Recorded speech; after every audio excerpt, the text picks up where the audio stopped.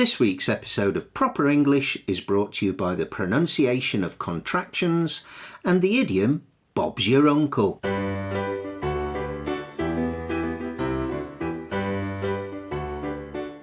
Hello, I'm Alison. And I'm Dave. And we'd like to welcome you to our podcast, which as you know is called Proper English.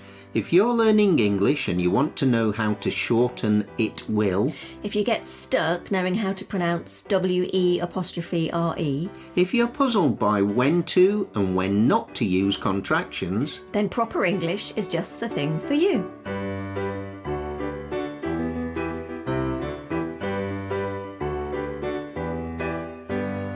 Now, in case you were wondering, a contraction is a shortened version of a pair of words. And we've noticed that sometimes in our lessons with students on italki, when they read aloud, they often avoid the contractions and just read them as if they were the words in full. And the reason for this is because they're not confident with the pronunciation. So, before we look at individual pronunciations, a couple of things to note. You're unlikely to finish a sentence with a positive contraction. You can say, it is what it is, but you can't say, it is what it's. Oh no, that just sounds weird. No, it's wrong. But you can end with a negative contraction. So I can say something like, you should eat the last biscuit so that I can't. Never gonna happen. We use contractions a lot in everyday English, so they're really useful if you want to improve your fluency. They're not to be used in formal written English though, and they're used more sparingly in formal spoken English. Yeah, a great many of them are fine in formal situations these days, but we will look at the odd exception. Why don't we do these in verb groups? Okay, let's start with to be or not to be. That's the question. It is, but not our question. That's Shakespeare's question. Oh, yeah. I am becomes I'm.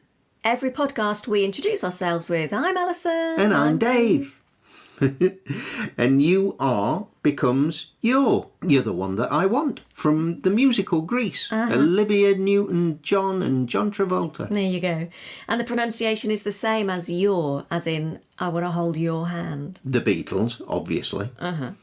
Do you know, an alarming number of native English speakers make a mess of these when they're writing them. They do. Yeah. Okay, so next one. He is becomes he's. He ain't heavy. He's my brother. Ah, yeah, the Hollies. I sang that in another one. In another episode? Yeah, I did. Okay. Ah, ain't. We'll come back to that. Yes, we will. She is becomes she's. She's Lost Control by Joy Division, one of my favourite songs. Are we going to be able to keep this song lyrics thing up, do you think, Dave? Oh, I don't know, but we should definitely try, though. Okay, then, right. So, it is becomes it's. Don't dream it's over. Crowded house. And that's another one that native English speakers get wrong far too often. Yeah. We are becomes were. We're on a road to nowhere. We say that slightly differently. Oh, yes, just say the name of the name of the band. Talking Heads. Talking Heads. Yeah, you say were. And I say we're. So that's our north and south thing, I think. Slightly differently. Oh, yeah. Eugene and Artem are going to like that. Okay. They are becomes there. They're playing our song. Yeah, that's a song from the 1940s. I don't know who did that. No, we don't know it. That is becomes that's. That's the way I like it. Covered by Dead and Alive. Can't remember the original. I think it was covered by Dead or Alive. Okay, right. Okay, moving on. Finally, here is becomes here's. Here's to you, Mrs. Robinson. Ah, Simon and Garfunkel. Yeah. From The Graduate. Okay. Dustin Hoffman. When you're practicing saying these contractions, don't do it in isolation. Say them as part of a phrase or a sentence. Use the examples we've given you if you like, or you can make your own up. But remember, they do sound quite odd out of context. Yeah, I think that's why people have trouble with them. So, yeah, learn them as a phrase. Practice them as a phrase. So, ain't. Ain't is a contraction that can mean is not, are not, or am not. Instead of ain't, we can use the contractions isn't, or aren't, or I'm not. Those three are quite acceptable and can be used in any situation, but ain't is definitely informal. Yeah, you're unlikely to impress your potential employer if you use ain't in the interview. So, are there any other times when we avoid contractions, Dave? Well, when we want to emphasise something.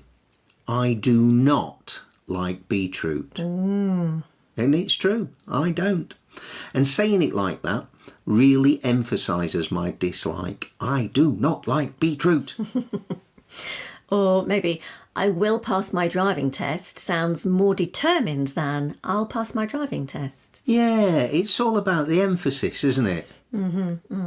So, let's have some examples using will. Okay. You will becomes you'll. I wonder what you'll get me for Christmas. He will becomes he'll.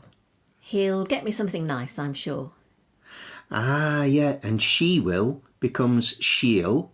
She'll be coming round the mountain when she comes. Back to the songs The again. musical one again. Oh, and actually a good point here to pause and just mention the importance of the apostrophe. Oh, yeah, because he'll becomes hell without the apostrophe. Yeah, and she'll becomes shell without the apostrophe. So it That's makes true. a huge difference to the meaning and the way that we say it. It So, does. Yeah.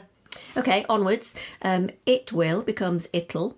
It'll be all right on the night. Oh, yeah. That will becomes that'll. That'll do, pig. Yeah, from the film Babe. Yeah, and the T changes sometimes to a bit of a D, that'll. That'll. Yeah. And sometimes almost goes like the glottal sound, sort of that'll. That'll.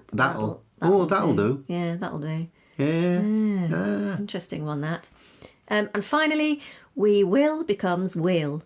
We'll always be together. Oh, and now we're back at Greece. Yep. The musical, not the country. And now it's time for Idiom of the Week. Idiom of the week? The expression Bob's your uncle can also be followed by and Fanny's your aunt. It means, ta-da, success, simple, there you have it. Yeah, not sure how to make an omelette? Break the egg into a bowl, whisk it, pour it into a hot frying pan, cook on both sides, and Bob's your uncle. It's such a commonly used expression that people mess around with it, don't they, Dave? Yeah, I do. I like to say, Bob's your father's brother, or Bob's your auntie's living lover. But who's Bob? Well, it's just an expression, so it really doesn't matter. And etymologists don't have a definitive answer for the origins of this one, although it seems to have been around since the 1930s. Okay. The most favoured origin seems to be from British politics. Oh, yeah. Lord Salisbury was the British Prime Minister at the turn of the 20th century. His full name was Robert Arthur Talbot Gascoigne Cecil. Oh, quite a lot of names there. And Bob is a shortening, an abbreviation of the name Robert. Yeah. So is this related to him appointing his nephew, Arthur Balfour, to influential positions in the years before he became PM, I wonder? Yeah, absolutely. And so it's generally believed that Balfour would not have been successful without his uncle's help. Oh, well, Bob's your uncle. So, having Bob as your uncle in this situation made life easy. Another theory, and I've got to say I favour this one, is that it comes from an old song, popular in the 1930s, I believe. The phrase is part of the lyrics of Follow Your Uncle Bob, written by John P. Long.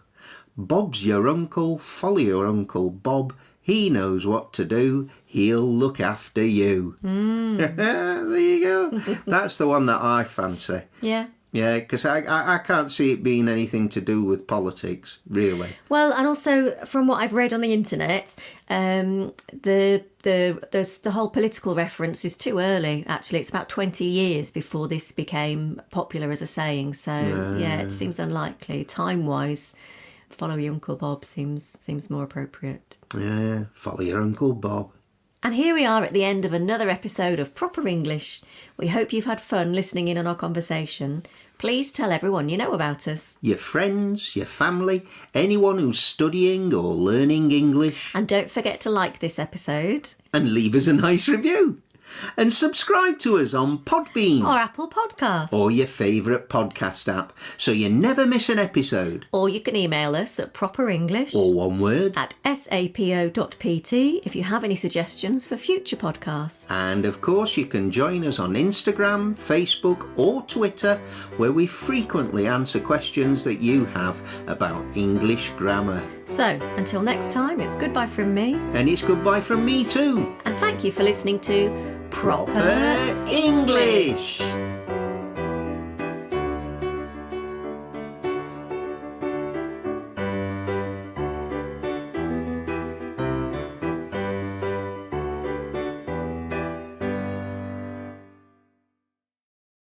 I do not like beetroot.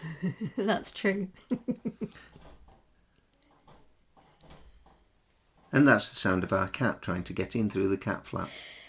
Because it's far too difficult for her. Pause. Well, she's using a pause.